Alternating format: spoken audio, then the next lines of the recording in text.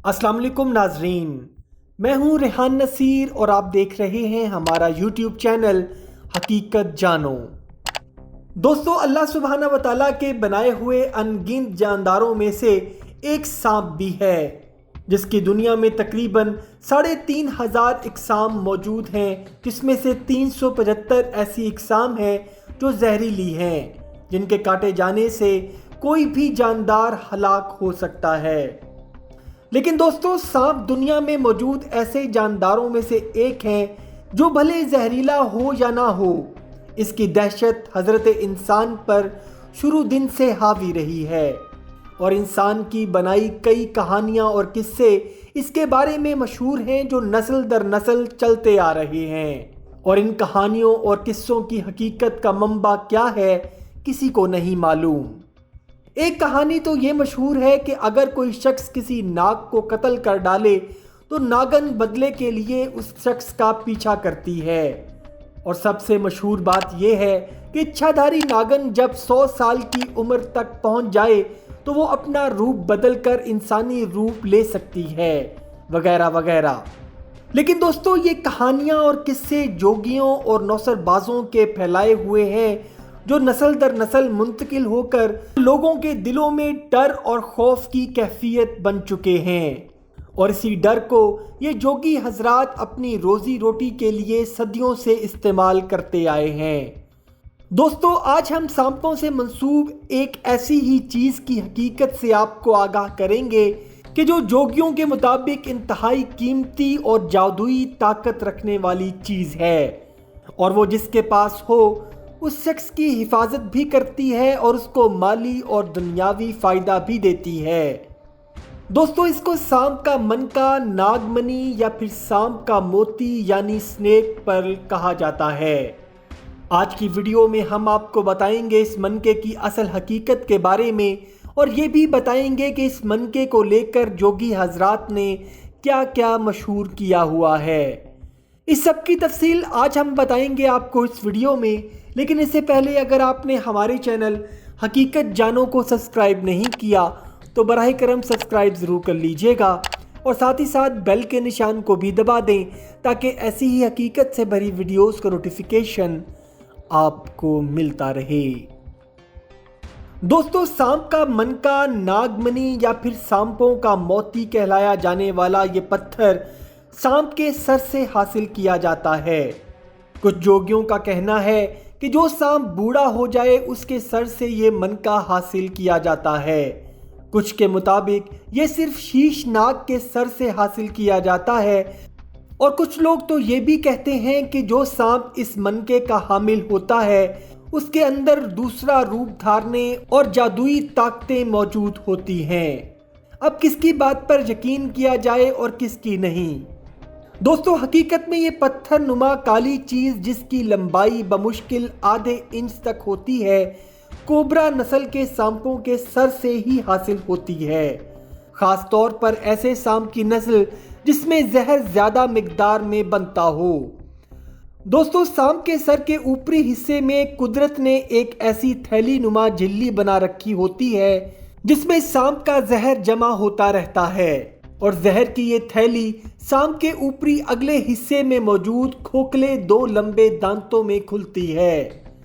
सांप जब अपने शिकार पर हमला आवर होता है तो वो अपने 2 खोखले दांतों को शिकार में पेवस्त करता है,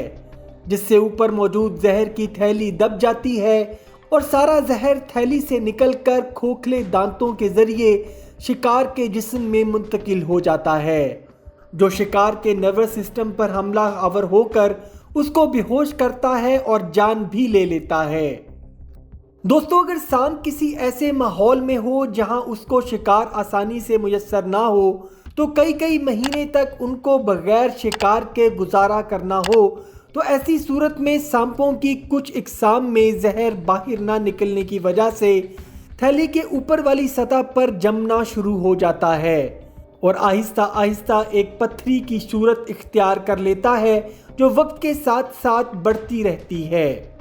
और यही पत्थर मनका कहलाता है, जो हकीकत में वो जमा हुआ जहर है जो सांप के जबड़े की ऊपरी सतह पर एक पत्थरी की सूरत इख्तियार कर लेता है। اور یہ پتھری جب اپنے سائز میں بڑی ہو جاتی ہے تو سانپ کے سر کے اوپر ایک ابھار کی صورت نکلی ہوئی دکھائی پڑتی ہے۔ جوگی اس ابھار کو خوب سمجھتے ہیں اور سانپ کو پکڑ کر اس کے سر کے اوپر چاقو سے کٹ لگا کر اس کے منکے کو حاصل کر لیتے ہیں، اور پھر صدیوں سے مشہور کیے گئے قصے کہانیاں اس زہر کے پتھر کی قیمت لگوانے میں اہم کردار ادا کرتے ہیں،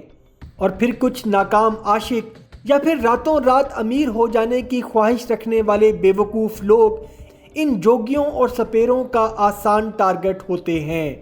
جن کو یہ جوگی حضرات اس کے عوض ہزاروں روپے لے کر لوٹتے ہیں۔